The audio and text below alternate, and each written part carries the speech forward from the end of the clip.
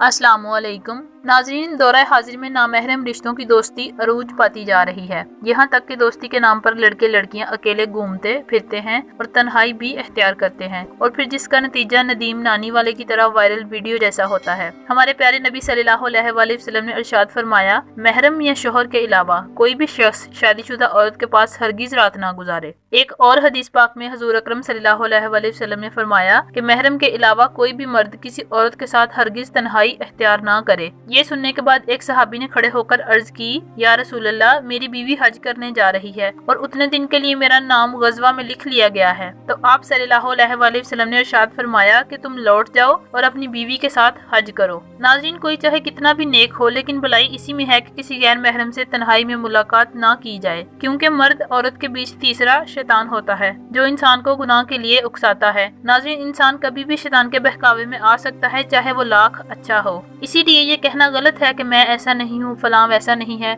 या हमसे गलती नहीं हो सकती वगैरह। नाज़रीन, जैसा कि कुछ दिन पहले नदीम नानी वाले की एक लड़की के साथ वीडियो वायरल हुई है, उस लड़की के घर वालों को यकीन होगा कि हमारी लड़की कभी कोई गलती नहीं कर सकती, इसलिए उसको गैर महरम से मिलने की खुली इजाजत दे रखी होगी। लेकिन नतीजा आपके सामने है। आपसे गुजारिश है कि यकीन भी रखें, नजर भी रखें और एहतियात भी करें, क्योंकि हम इंसान हैं, फरिश्ते नहीं। खुदा हाफिज।